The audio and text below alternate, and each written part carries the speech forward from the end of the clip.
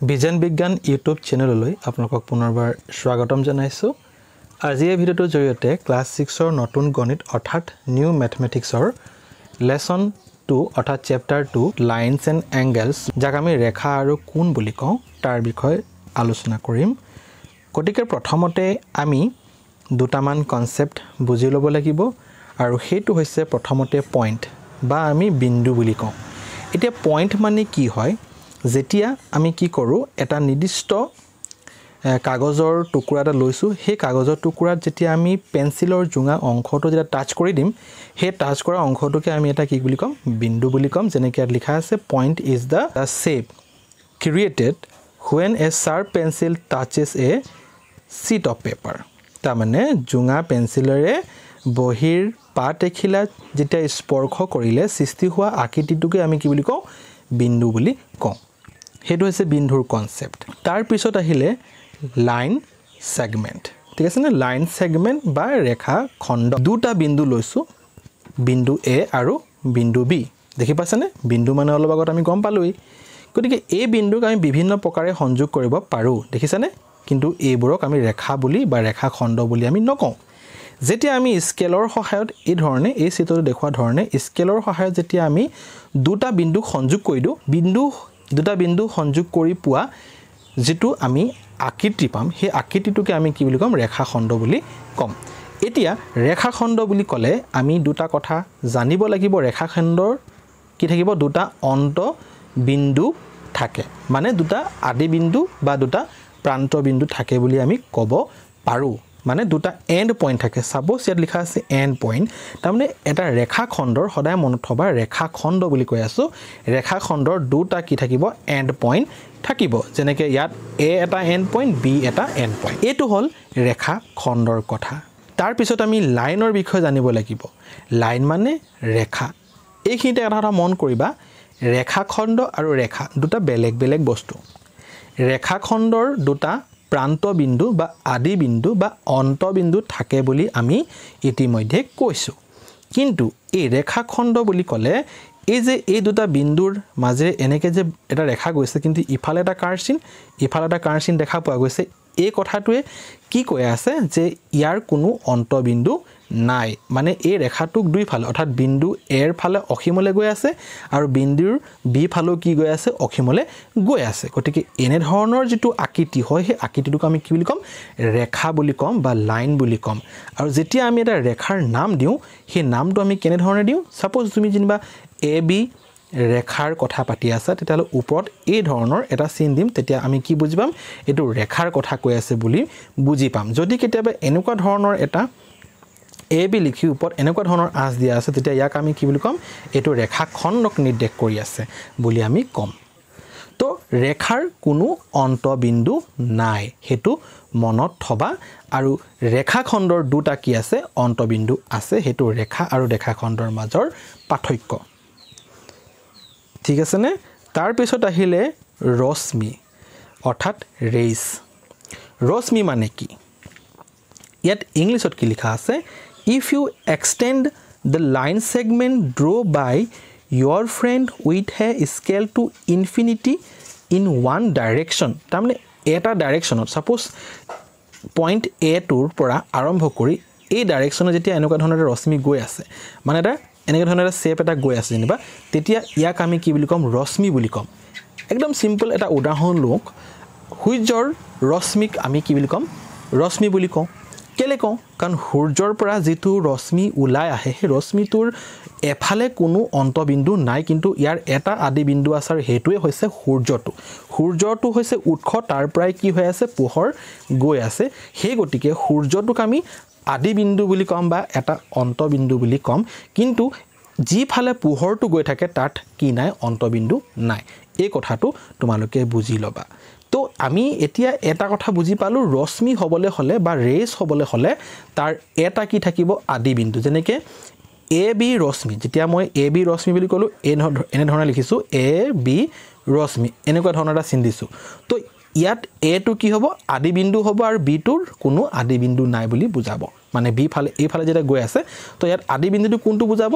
ইয়াত আদি বিন্দুটো এ টো বুজাব। তাৰমানে ঠিক একে ধৰণে যদি আমি এই ৰশ্মিটোৰ কথা চাওঁ 2 নম্বৰ পিকচাৰ যদি চাওঁ ইয়াত লিখা আছে এটো চাবা তো ইয়াত আদি বিন্দু কোনটো হ'ব নিশ্চয় বি টো হ'ব কাৰণ বিৰ পৰা কি হৈছে পোহৰ এনেকে ধৰণে গৈ আছে ঠিক আছে নে এটো হৈছে ৰশ্মি তাৰ মানে ৰেখা আৰু ৰশ্মিৰ মাজৰ এটা পাৰ্থক্য আছে ৰেখাৰ কোনো আদি বিন্দু নাই দুইফালে আদি বিন্দু নাই কিন্তু ৰশ্মিৰ এটা আদি বিন্দু আছে বা এটা পান্তৰ বিন্দু আছে বা এটা অন্ত বিন্দু আছে এইখিনি হল কনসেপ্টখিনি এতিয়া ইয়াতে কিছুমান কোৱেশ্চন ইয়াত দিয়া আছে সেই কোৱেশ্চনখিনি তোমালোকে এবাৰ পঢ়ি লবা আৰু উত্তৰখিনি কৰিবলৈ চেষ্টা কৰিবা ইয়াৰ প্ৰথম এটা প্ৰশ্ন আছে সেই প্ৰশ্নটো আপোনালোকে এবাৰ পঢ়ি লব ধুনীয়াকৈ পঢ়ি লব ইয়াত কাগজ এখিলাত এটা বিন্দু চিহ্নিত কৰা এই বিন্দুটোৰ মাজেৰে কেডাল ৰেখা আঁকিব পাৰিবা mark a point on a piece of paper how many lines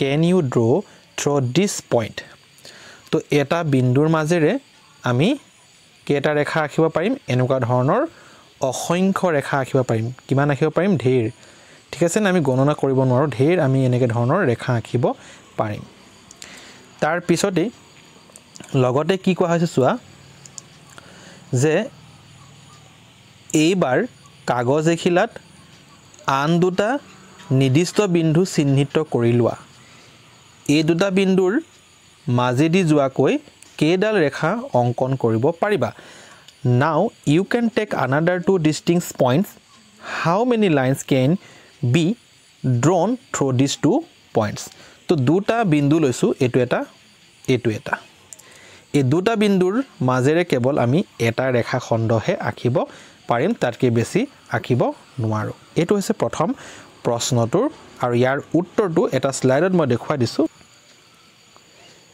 ইয়াতে চোৱা এটা বিন্দু এ লৈছো আৰু ইয়াৰ মাজেৰে অসংখ্য আমি ৰেখা আঁকিব পাৰিলো দুটা নিৰ্দিষ্ট বিন্দু লৈছিলো আৰু এই দুটা নিৰ্দিষ্ট বিন্দুৰ মাজেৰে কেৱল আমি এটাহে ৰেখা আঁকিব পাৰো ঠিক আছে নে তাৰ পিছত 2 নম্বৰ প্ৰশ্নটো কি কৈছে হেতু এবাৰ চাই লওঁ তলৰ চিত্ৰত দিয়া ৰেখা খণ্ডবোৰ চিনাক্ত কৰি নামকৰণ কৰা ৰেখা খণ্ড বুলি কৈছে তো ইয়াত ৰেখা খণ্ড পাঁচটা আমি দেখা পাইছো এটো এটা PQ QR RS ST TU আমি এটো গম পাই গলো পাঁচটা ৰেখা খণ্ড দেখা পালো ওপৰৰ চিত্ৰত ছটা বিন্দু চিহ্নিত কৰা আছে ইয়াৰে কোনবোৰ বিন্দু মাত্ৰ এডাল ৰেখা খণ্ড আছে আৰু কোনবোৰ দুডাল ৰেখা খণ্ড আছে বিচাৰি উলোৱা এতিয়া ইয়াত এটা বিন্দু লৈছো P বিন্দুটো আৰু Q বিন্দুটো এই P আৰু Q বিন্দুত মাত্ৰ এটা ৰেখা খণ্ড আছে হেতু আছে PQ আৰু ইয়াত আছে TU তাৰ পিছত বাকি Q R S আৰু T এইগিটাত দুটাকে ৰেখা খণ্ড আমি দেখা পাইছো গতিকে সেই নামবোৰো এবাৰ চাই লোৱা তোমালোকে ধুনীয়াকৈ এইটো সো আমি ইয়াত ৰেখা খণ্ড যেহেতু পাঁচটা আমি পাইছিলো ইয়াত লিখি দিয়া আছে P আৰু U বিন্দুৰ মাজত কেৱল মাত্ৰ এডালহে ৰেখা খণ্ড আমি দেখা পাইছিলো এডাল পিত এডাল ৰেখা খণ্ড আছিল এটো আছে PQ ৰেখা খণ্ড আছিল তাৰ নামটো আছে TU তাৰ পিছত বাকিবোৰৰ ক্ষেত্ৰত দুডাল কেট দি দিয়া আছে নামবোৰ তোমালোকে এবাৰ লিখি লবা বহিত টুকি লবা এবাৰ এই 3 নম্বৰ প্ৰশ্নটো চোৱা তলৰ চিত্ৰত দিয়া ৰশ্মিবোৰ এবাৰ ৰশ্মি চিনাক্ত কৰি নামকৰণ কৰা তো ৰশ্মিৰ এটা আদি বিন্দু বা শেষ বিন্দু থাকে হেতু হৈছে ইয়াত ই দেখা পাইছো তো এটা ৰশ্মিৰ নাম আমি পাইছো হেতু হৈছে EF এটা পাই গলো তাৰ পাছত আকৌ A এৰ পৰা AD তাৰমানে আৰু এটা পালো AD এনেকৈ আমি ৰশ্মিৰ চিহ্নটো দি দিব লাগিব ওপৰত তাৰ পাছত AC এটা পালো তাৰ পাছত BCU হ'ব তো BC আন এটা পালো তাৰ পিছত আকৌ এটা আমি দেখা পাইছো AE গতিকে আউটা লিখি দিম AE আৰু ইয়াত ৰশ্মি চিহ্নটো দি দিলো গতিকে এইগিটা আমি ৰশ্মি ইয়াত দেখা পাইছো হ'বনে তাৰ পিছত ইয়াৰ লগতে আকৌ সুধিছে কি সুধিছে এবাৰ ইয়াতো চাই লোৱা ইয়াত থকা সকলোবোৰ ৰশ্মিৰ আদি বিন্দু A হয়নে যদি নহয় আদি বিন্দু A নোহোৱা ৰশ্মি চিনাক্ত কৰা সকলোৰে আদি বিন্দু কিন্তু A নহয় এৰ পৰা এই ৰশ্মিটো গৈছে এই ৰশ্মিটো গৈছে কিন্তু ইৰ পৰা এই যেটো F ৰশ্মিটো গৈছে হেতু এৰ পৰা যোৱা নাই তাৰমানে ই এফ যিটো ৰশ্মি আছে সেই ৰশ্মিটোৰ আদি বিন্দু ই হয় এ নহয় এবাৰ ইয়াতো চাই লোৱা উত্তৰটো ধুনীয়াকৈ লিখি থোৱা আছে এইটো আপোনালোকে স্ক্ৰিনশ্বট মাৰি থব পাৰে গতিকে সকলোবোৰ ৰশ্মিৰ আদি বিন্দু এ নহয় গতিকে এৰ আদি বিন্দু নোহোৱা ৰশ্মিটো হৈছে ই এফ এতিয়া কোৱেশ্চন নম্বৰ 4 টোত কি কোৱা হৈছে এবাৰ আমি চাই লওঁ পি বিন্দুত পি কিউৰ ৰেখা আৰু পি টি ৰেখা মিলিত হৈছে পি বিন্দুত মিলিত হ'ব লাগিব এইটো চোৱা 4 নম্বৰ 1 টোত ধুনীয়াকৈ লিখা আছে পি বিন্দুত মিলিত হ'ব লাগে তো এনেকুৱা এডাল ৰেখা আঁকি দিলোঁ আৰু এনেকুৱা এডাল ৰেখা আঁকি দিলোঁ তো ইয়াতে কমন বিন্দুটো অৰ্থাৎ কটাকটি বিন্দুটো আমি কি লিখি দিম পি লিখি দিম তেতিয়া আমি গম পালোঁ এই দুটা ৰেখা পৰস্পৰে পি বিন্দুত মিলিত হৈছে তাৰ পিছত নেক্সট ইয়াত লগতে কি বুলি কৈছে 2b2 b2ত কি কোৱা হৈছে o বিন্দুত oa ob আৰু oc ৰেখা মিলিত হৈছে তেতিয়া হলে আমি এটো কেনেকৈ লিখিম এবাৰ আমি দুটা লিখিছিলো নহয় এবাৰ আমি তিনটা ৰেখা এনেকৈ ধৰণে অঙ্কন কৰি দিম তিনটা এনেকৈ ধৰণে ৰেখা অঙ্কন কৰি দিম আৰু এই যেটো কমন বা কটাকটি বিন্দুটোক আমি o বুলি নামাকৰণ কৰি দিম তেতিয়া আমাৰ উত্তৰটো হৈ যাব তাৰ পিছত চাও কি কৈছে ইয়াত তাৰ পিছত ইয়াত আহিলে c টোত কি কৈছে ab আৰু cd ৰেখা দুটাই পৰস্পৰে ৰেখা মই এটো কাৰণে কৈছো কাৰণ এনেকুৱা চিন দিলে আমি ৰেখা বুলি ক'ব লাগে পি বিন্দুত কটাকটি কৰিছে তো এবাৰ মই কি কৰিম এনেকুৱা ধৰণৰ ৰেখা এটা অঙ্কন কৰি দিলো এটো নাম দিলো a b আৰু এই ধৰণৰ ৰেখা অঙ্কন কৰি দিলো এই ৰেখাটোৰ নাম দিছো মই c d আৰু এই যে কটাকটি কৰা এই বিন্দুটোৰ নাম মই কি দিব পাৰো p দি দিম গতিকে a b আৰু c d ৰেখাই পৰস্পৰে কি বিন্দু কাটিছে p বিন্দু কাটিছে বুলি আমি লিখি দিব পাৰো এবাৰ তোমালোকে স্লাইডটোত চাই লোৱা উত্তৰ লিখা হেতুত গতিকে এইটো এনেকুৱা দুটা আমি ৰেখা আঁকিলো অখাৰ পিছত যেটো কটাকটি বিন্দু হেতু আমি p বুলি নামকৰণ কৰি দিছো ডি নম্বৰটোত কি কৈছে পি কিউ ৰেখাটোৱে বা ৰেখাত a আৰু b বিন্দু দুটা আছে কিন্তু c বিন্দুটো নাই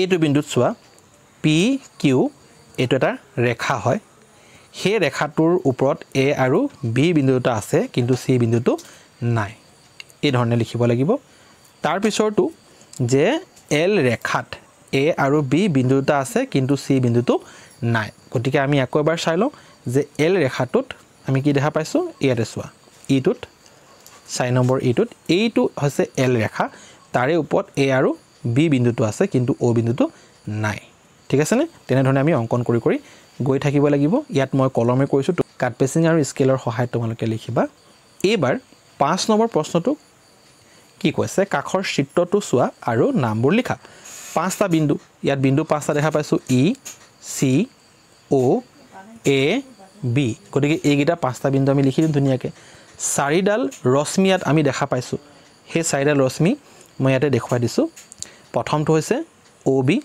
ৰশ্মি তাৰ পিছত ও এ ৰশ্মি তাৰ পিছত ও সি ৰশ্মি ও ই ৰশ্মি তো মই এটা নাম লিখি দিছো কেনেকৈ লিখিবা চোৱা ও বি লিখি লবা তাৰ পিছত এই ধৰণে চিনটো দি দিবা এটা লিখি দিছো ও এ ৰশ্মি যেনিবা লিখিব গৈছো তো তা কেনেকৈ লিখি দিম তো বাকিবোৰ তোমালোকে লিখিবলৈ চেষ্টা কৰিবা সি টোত কি কৈছে পাঁচডাল ৰেখাখণ্ড গতিকে ইয়াল পাঁচডাল ৰেখাখণ্ড আছে প্ৰথমটো হৈছে ও সি গতিকে ও সি লিখি তাৰ ওপৰত ৰেখাখণ্ডৰ চিনটো দিছো ও বি তো ও বি লিখিলো তাৰ ওপৰত ৰেখাখণ্ডৰ চিনটো দিছো ও এ লিখিম ও এ লিখি তাৰ ওপৰত ৰেখাখণ্ডৰ চিন দিলো ও ই লিখি তাৰ ওপৰত ৰেখাখণ্ডৰ চিনটো দি দিম কিন্তু আৰু এটা লেখা আছে এটো আছে ই বি ইয়াৰ পৰা এলৈকে তাৰমানে ই বি লিখি তাৰ ওপৰত ৰেখাখণ্ডৰ চিনটো দি দিম গতিকে এইগিটাই হৈছে এবাৰ উত্তৰটো ধুনিয়াকৈ তোমালোকে চাই লোৱা সোৱাৰ পিছত স্ক্ৰিনশ্বট মাৰি থব পৰা এইখিনি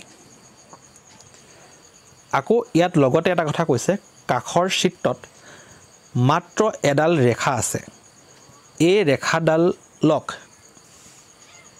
ৰেখাডালক আৰু কি ভিন্ন নামেৰে নামকৰণ কৰিব পাৰি গতিকে ইয়াৰ উত্তৰটো এবাৰ চাই লোৱা এইটো যে ইয়াত কি হৈছে ই বি বা বি ই ৰেখাৰে নামকৰণ কৰিব পাৰি মানে ক'ব কি বিচাৰিছে এই গোটেই চিত্ৰটোত এডাল ৰেখাহে আছে আৰু সেই ৰেখাটোৰ নাম হৈছে এইটো তাক আমি EB বুলিও ক'ব পাৰো বা BE বুলিও ক'ব পাৰো বাকিবোৰ ৰশ্মি আৰু ৰেখাখণ্ড আছে তাৰ পিছত 6 নম্বৰ যেটো প্ৰশ্ন কৈছে সেই প্ৰশ্নটো এবাৰ চাই লোৱা কাখৰ চিত্ৰত OA এডাল ৰশ্মি হয় এই ৰশ্মিডাল PQR বিন্দুৰ মাজেৰে গৈছে দেখা পাইছা চিত্ৰটোত ইয়াত এট কি প্ৰশ্ন কৈছে OA ৰশ্মিক আৰু কি ভিন্ন নামেৰে হুচাব পাৰি গতিকে OA ৰশ্মিক আমি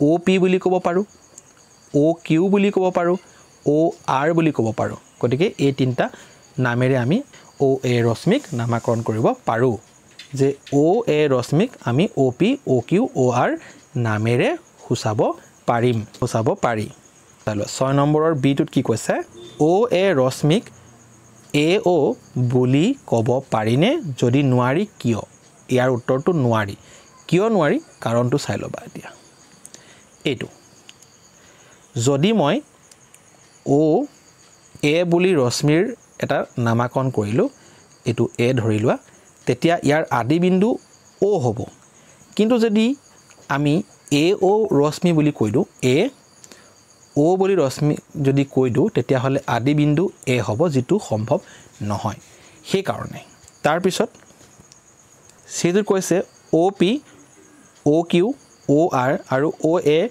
ৰশ্মিয়ে একেডাল ৰশ্মিকে হুচাইনে নিশ্চয় হুচাই ইতিমধ্যে আমি গম পাওঁ যে ইয়াৰ প্ৰত্যেকৰে আদি বিন্দুটো কি হ'ব বা প্ৰান্ত বিন্দুটো কি হ'ব O হ'ব সেই কাৰণে একেটা ৰশ্মিকে নিৰ্দেশ কৰি আছে সেই বুলি লিখা আছে পাৰি কাৰণ এই গোটেই গিটাৰে আদি বিন্দু কি হ'ব এই গোটেই গিটাৰে আদি বিন্দু O হ'ব গতিকে আজিলৈ ইমানেই আছিল যদি ভিডিওটো ভাল পাইছে প্লিজ লাইক শেয়াৰ কমেন্ট এটা কৰি দিব যদি আপুনি নতুনকৈ মোৰ চেনেলত আহিছে প্লিজ সাবস্ক্ৰাইব এটা কৰি থব ভিডিওটো সম্পূৰ্ণ চাই অশেষ ধন্যবাদ থ্যাংক ইউ ফৰ ওয়াচিং